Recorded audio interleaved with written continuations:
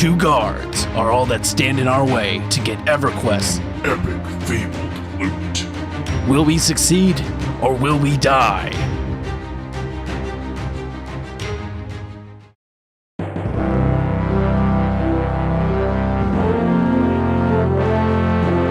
As a reminder, there will be a real-life punishment if I die in this video. Last episode linked in the description and comments. Let's show why EverQuest deserves more respect in the MMO genre.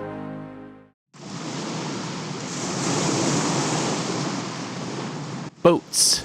I was as squishy as a gummy bear when I needed to be as squishy as a Lego brick.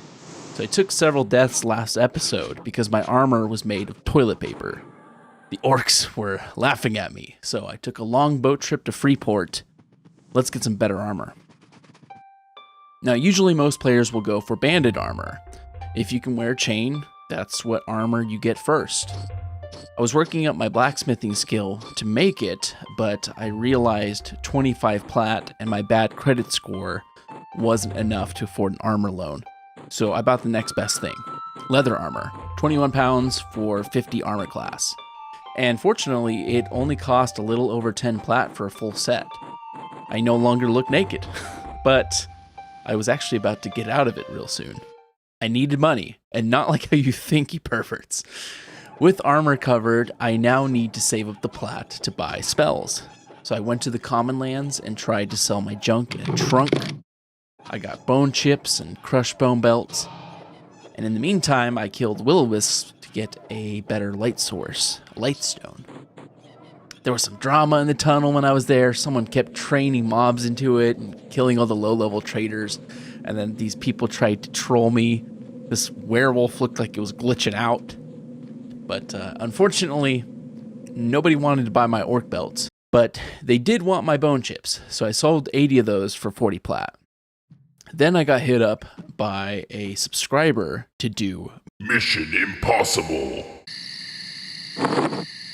Rimrock, or in the comments you'll see him Excalibur.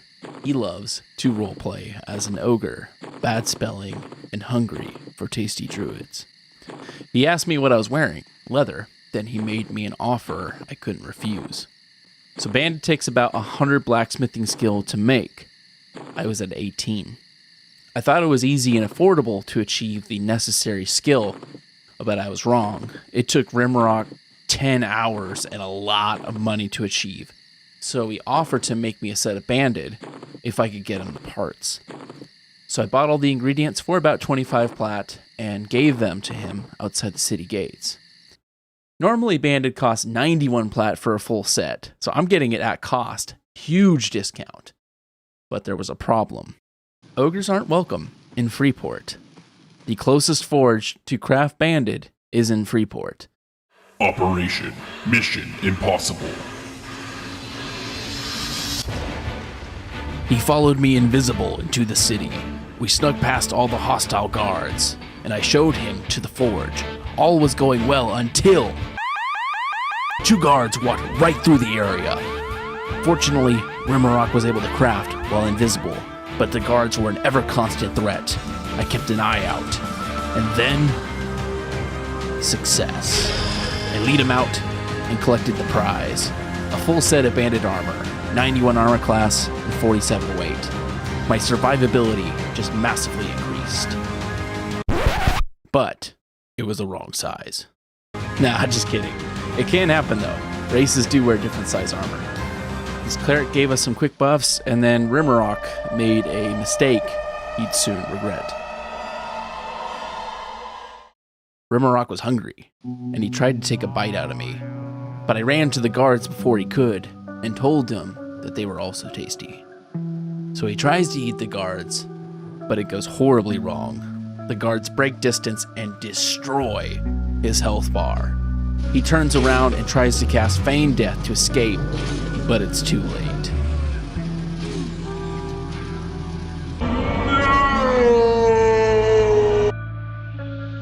I haven't been able to show this yet. So as you know, death sucks really bad on Project 1999, in this version of EverQuest. Rimrock got sent all the way back to the Ogre starting city, maybe a 15 to 20 minute run. Nothing on. And what's even worse is the experience loss. When you get higher in level, a death can erase days worth of grinding. So this leads to another way EverQuest forces you to be social. Reses. Certain classes like clerics, paladins, and necromancers can resurrect a person. It'll bring them all the way back to their corpse so they don't have to do that run. But more importantly, experience recovery. Clerics have the best res, and it'll restore 96% of the experience you lost. So I found the cleric who gave us the buff earlier, brought her to Rimrock, and got a res for him. And as is proper decorum, you tip clerics for reses. So after 2 days, I just couldn't sell those Crushbone belts. I just turned them in and got some decent experience. Then I went to Crushbone and couldn't find any open groups, so I took a journey to hack EverQuest.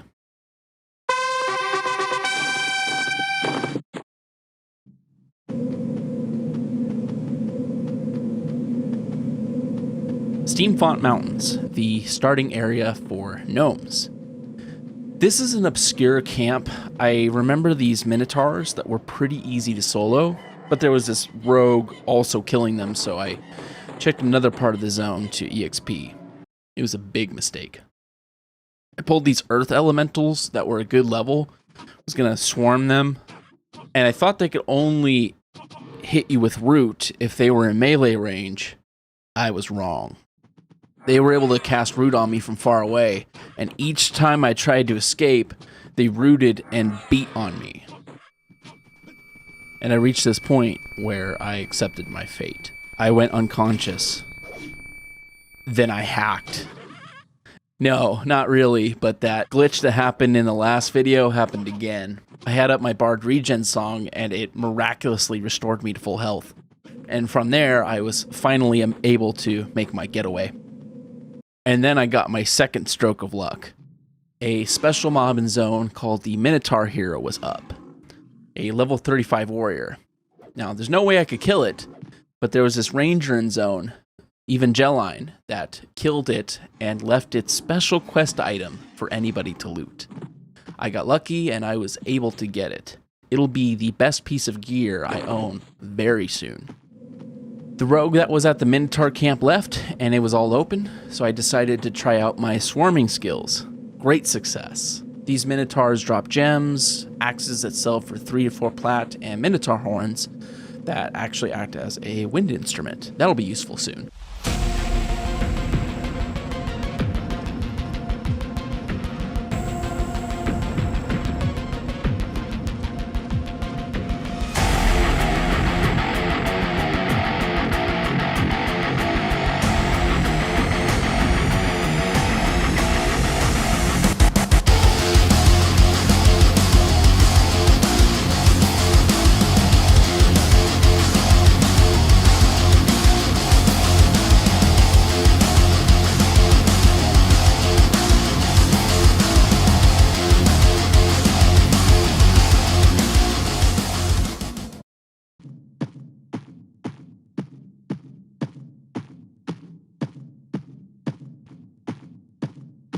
I went to the gnome city of Akanon to sell and put stuff in the bank and check out the zoo.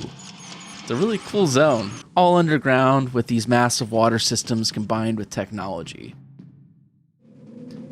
I did some more swarms and got levels, level 13. And level 13, I found out you can actually pull more. So skeletons and harpies run at the same speed as the Minotaurs, so I just ended up pulling everything. And the more you pull, the quicker you level. And then a bit later, I saw something that's not supposed to exist. A human druid.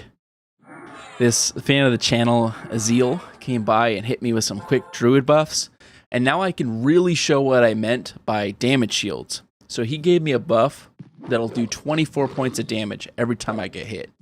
So I ran to fight those earth elementals that almost killed me, and I smoked them quick. The damage shields are one of the best ways to power level lower level characters. They just put in all the work. Now, by this point, I had a lot of coin that was weighing me down. So this is a trick. You can go to a vendor and buy cheap things from them to soak up all the copper and silver that's weighing you down, and then you resell it back at a slight loss. This helps you keep your weight under control and avoid having to go to banks. So jewels are actually one of the most cost-efficient ways to move money, and they weigh much less than coin. I continue to swarm and get level 14, and level 14 gives me access to use the last instrument skill, Wind. So wind is used for the Bard Levitate song, water breathing, and invisibility. Now, during this swarm, you can get an idea of what happens if it goes wrong. So once you get mobs that are over level 5 or so, many of them get the ability Bash, and that will stun you if you get hit. So if you get too close, one of them will bash you, it'll stun you in place, and then the swarm all catches up, and every single one of them hits you at the same time. So fortunately, this is only a few mobs, so it's not that big of a deal. But to really rack in experience and be efficient, you want to pull everything you can. So if you get stunned once with like 25 plus mobs behind you, you're just dead. The quickest experience in the game, but one stun or bad lag spike, and you're dead.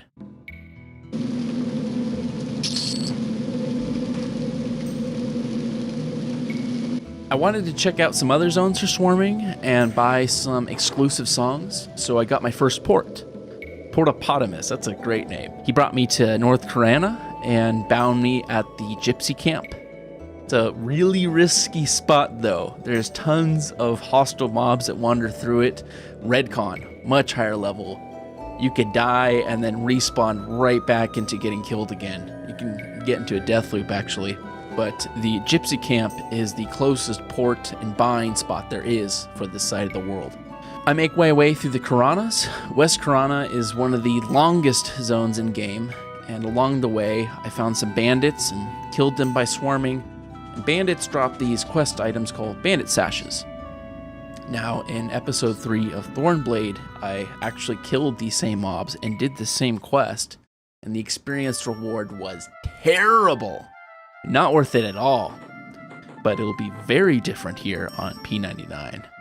Now, strangely, this is not the last Thornblade callback you'll see this video. So I run my way to Kanos to do the turn-in, and the experience bar didn't move much, but it's much, much better than the modern server rewards. And another bonus of doing this quest is you'll get bronze weapons that sell for a few plat each. It's a great way to make money. The Bandit Sash quest, though, I think it's better for lower levels. You'll get a lot more experience the lower level you are. So I go to the docks, and I wait for the boat to Otis. So this game feels so huge because of the long distances of travel and boat rides. Halfway to Otis is Arid's Crossing, and this is actually one of my dad's favorite zones back in the day. This little island no one goes to that's great for the teens. I actually grind here on one of my Thornblade videos. Then I make it to Erudin, the starting city for good erudites. Erudites were a splinter of humans that possessed higher intelligence and magical ability. They are named after their leader Arid, who led them across the ocean to settle this island. The reason I needed to go here was because of some exclusive bard songs. I just got the wind instrument skill, and the first notable song that uses it is Invisibility. And the Invisibility song is only sold in Erudin. I can load this song up once I get level 19. So now I'm out in the middle of nowhere. This side of the world is generally empty. You won't find anybody. Then I see someone I was not supposed to see. If you watch my Thornblade adventure videos, you'll recognize this guy from episode 2. Wolfdar. I was not expecting to see him on the server. You know, Thornblade is a far fetch from Project 1999, but I guess he installed P99 when I made one of my last videos, and he got to level 15 fast. I caught him as he was doing a quest out here. But after all that, I went back to Kanos to acquire the best piece of gear I'll have. So remember that Minotaur hero? He was an escaped arena champion in Kanos. So when you return his shackles to this warrior guildmaster underneath the arena, you'll get hero bracers. It is one of the best wrist slot items for play classes. 10 bonus strength. It's huge in the early game when stuff weighs a lot. And it's got this cool green color. After that, it's time to kill Willowisps for a different quest. These mobs are special because they can't be hurt by regular weapons. You have to use magic or magic weapons. So the piercer I got really matters here. The Kanos side of the world is one of my favorite areas of the game. In a later expansion, you actually revisit these very zones I'm in. In the 15th expansion, called Seeds of Destruction, you're attempting to repair critical fractures in this world's timeline, in Norath's timeline. You go back to these notable historical events to restore the past to what was supposed to happen. If you fail, the planet is destroyed. Before Kanos, there were bands of humans who set up villages in this area, but something horrible came across the land. A temple was set up to the god of disease, Bartoxylus, coincidentally the name of the server I first played on with my dad. The temple grew in power and started to corrupt the lands nearby. Brave Commander Antonius Bale led the humans to destroy the temple and cleanse the area of the disease to what it looks like as I'm killing these Willowists now. But in the dark timeline, the followers of Bartoxylus are increased in power and are able to overwhelm the resistance. I made my way back to North Corana to farm Willowisp there. Why am I doing this? So in the gypsy camp that I bound at, there's a woman named Marissala that gives great experience for turning in lightstones. But what's even better is the money. For great lightstones, you can sell the quest reward to get 9 plat each. It's one of the best ways for a lower level to make money while also experiencing. And all those quest turn-ins get me to level 15. And this is a huge level because I get my first mez. I can now handle when pulls go bad. You'll see later in the video how clutch this will be. At level 15, the Willowists weren't giving any good experience. I came here too late in level, so I decided to move. This is where the video's title comes in. I think I need to take anger management therapy because of druids. I ran to the druid ring and saw this druid sitting there giving people boards. So I tipped him some money and he said he was waiting for some other people in zone to show up. All good. So I turn off my recording and then the most BS death I've ever had happens. This wandering green con wolf attacks me at the druid ring, which is no big deal. I can easily beat it. Except the red con druids just sitting nearby join the fight. This wolf walks into me, picks the fight, then the friggin' druids nearby decide to jump my expletive because PETA. So I try to run away, but it's futile. The druid snares me and it's over. At least I was bound there in zone, but then the second reason I need anger management because of druids. I recovered my corpse real quick and I ran back to the druid ring for that port. And the druid I tipped leaves without me. Doesn't even notice. Takes everyone where they want to go, drops the group, and doesn't even come back. I took a BS death, then got my tip taken, and no port. Druids! My video about why I hate druids will be linked in the description. I was already mad, but then it got worse. So no port. What's plan B? So there are a few exclusive songs in Highkeep, just like Erudin, and I'm not that far from Highkeep. The water breathing and levitate songs are there. I made my way through the last Corana, up the path through the hills, and I got to High Pass. Anyone who's played EverQuest will know what problem I'm about to face. The single most dangerous part of going from one side of Norath to the other, from going to Kanos to Freeport, is High Pass.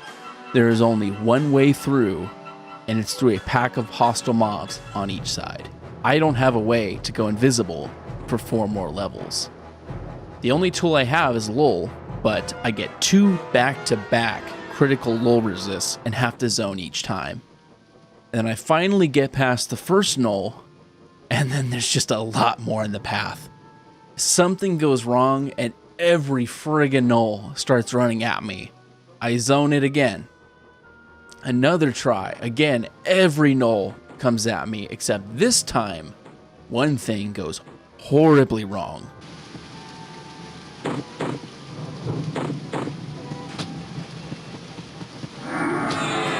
Right before I hit the zone out, one of the caster gnolls roots me. I'm just fuming. This was 30 minutes after the whole druid thing and BS death there. And then this. The line of sight is terrible here. I wasn't close to anything, but for some reason, every dang gnoll aggroes me. So I make the long run back and recover the corpse. The whole time, just like cursing under my breath. Lost so much experience over 2 stupid deaths. And now another druid enters the picture. Chiplord was this shaman soloing at the zone line, and he saw my corpse there. And I think he felt sorry for me. He offered to bring his druid down to help me get past. And I asked him if he really wanted to. Like, I don't have much to tip, and it's a long run to get here, but he insists. So I'm just waiting for his druid to show up, and this other bard zones in, Melodici. He gave me a kind compliment for the videos, and Melodici, just like me, was too low in level to have Invis, and he wants to get by. And he faces the same fate I had a few minutes prior. All the friggin' gnolls swarm and kill him right at the zone out. I pull his corpse to safety, and then Golilla, this female halfling druid, shows up. She invises me, and we get past everything, and I buy the exclusive songs and high keep. I try to tip her, but she declines, and she gives me a port to the common lands, all free. I get a bind and free port, and all good.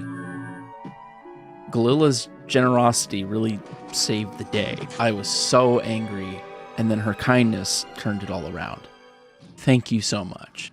And that's one thing that makes this game so dang special. You could be having the worst day, and then one person's kindness turns it all around. And that social interaction is what's so sorely missing in newer MMOs, and it's what I'm trying to spotlight in these videos. It's why EverQuest is still such a special game. It's not the game itself, it's the people you meet playing it. I guess not all druids are bad.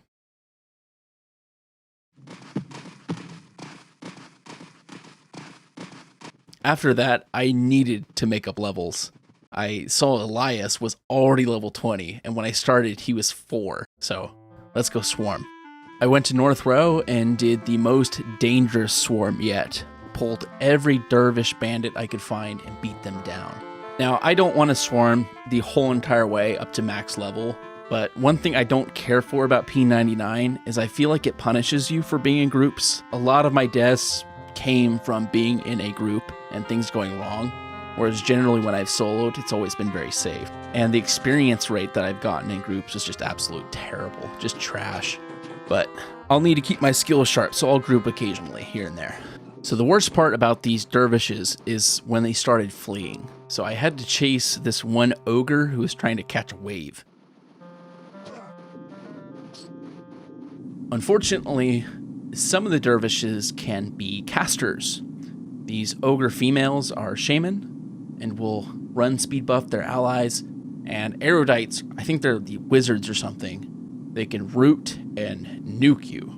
So I pulled one of the erudites solo and just got destroyed. And you'll see I'm down to 14 hit points.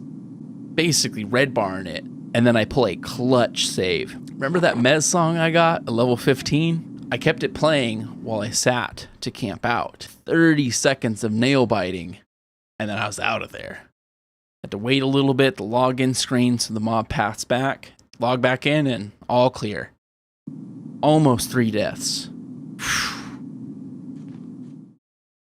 I tried swarming some crocodiles, and this monk got me the last kill to get level 16. I now get to use the water breathing song. And after some time there, I wanted to move. There was just no safe spot to swarm the crocodiles in Oasis. And then the dervishes just had too many casters that were in the middle of these camps that would just ruin the entire pull. You have to pull melees only to swarm. So I wanted to check out the best expansion for swarming, Kunark. I took a raft ride to Timorous Deep with these 2 druids, And one of the druids did me a favor I wouldn't appreciate until much later.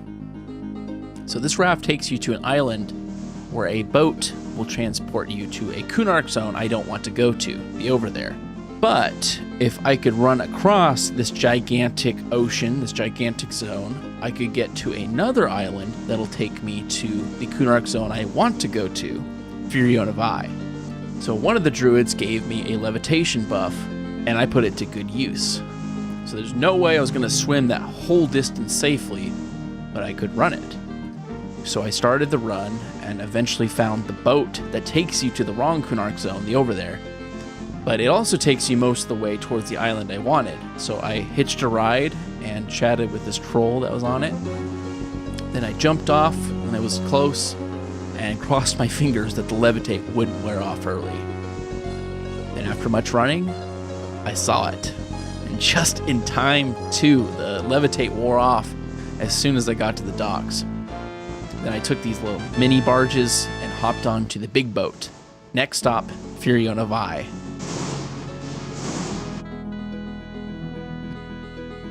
Beautiful statue welcoming you into the zone. I got a bind from this nice dwarf cleric and some buffs, and he declined to take a tip. So again, thank you guys so much for the help. Like, normally you tip for these services, but people are very generous here. Now on to the Lake of Ill Omen. You have to follow this stream and dodge redcon spiders to get there. This game never makes it easy. The Lake of Ill Omen is the ancient site of the city of Varnek, which was cursed ages ago and has since sank beneath the waters, giving the local area its name. The reptilian Sarnak have moved into the area and have secured an ancient fortress to the southwest. The goblins have established a mine in the hills in the north of the lake. The brood of Koti's clan of Ixar have taken it upon themselves to eradicate the Sarnak from the area and have directed their trainees to do so. This zone was perfect for swarming. I found some open spots that were relatively flat with no pathers and all good level mobs. Ding 17. And the two abilities I get this level are so important. I had to take a multi-hour trip back to a bard guild just to get them as soon as possible. At this level, bards get two major abilities, dual wield and sneak. Dual wield lets me equip two weapons at the same time, so I'll do more melee damage, and sneak is situationally useful. If you use sneak behind hostile NPCs, they'll con indifferent. They won't attack you on sight. This is useful for when you need to sell to a hostile vendor or use a hostile banker. So normally, they won't do business with you. But if you sneak behind them, you can bypass those faction issues. Then I do the biggest swarm I've ever done. If I get hit once, I'm dead.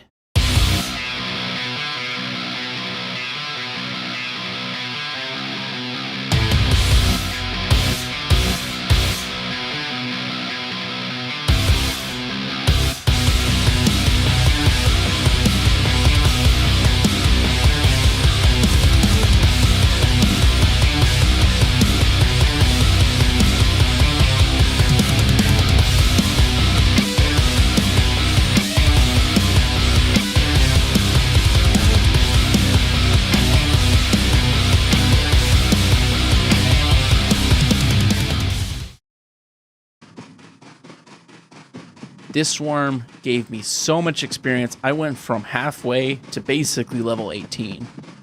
And then a small pull finished it off. And I get the single best upgrade to swarming I'll ever get. Denon's Disruptive Discord. It's a brass AoE dot that has a much bigger range than the Chords of Dissonance I've been using for 17 levels. So I can now keep a much safer distance, but I don't intend to. With two dots rolling, I can kill much quicker. It's a little more complicated because I have to swap out instruments, but all good. I do a little quick test and game on. But it's that time now. I had 2 deaths, so there's going to be 2 punishments. One of them actually suggested by you. Oh yeah, that one's... Oh, that's pretty bad. Oh, that's pretty bad. Timer doesn't start till you get them both on. Okay. How's it feel? Horrible. Don't touch them. Horrible. Oh, I don't know how long I can do this. This really hurts. This really hurts. I'm sorry, you have to keep Oh. going. Nope. Tell your audience you don't ever want to die again. Oh no. This is horrible. Keep going. You got like 13 more seconds, bro. Oh. Look at the camera. Let's see. Look at me. This is... Okay, I need him off. I need him off. This Okay. is... Let's see the mark. Oh, Come here. oh. Oh, that ended. Oh, these are horrible.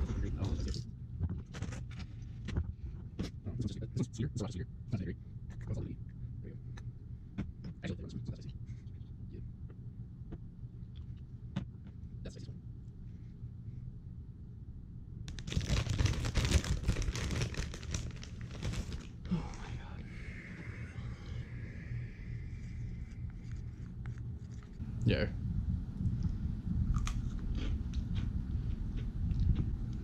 Let's finish it off. You f***ing like the sauce, don't you? I'm not paying for it yet. I just like scoop it. Oh man. I might need some Tums after this. No Tums. Okay, ready? Yep. Now drink the sauce.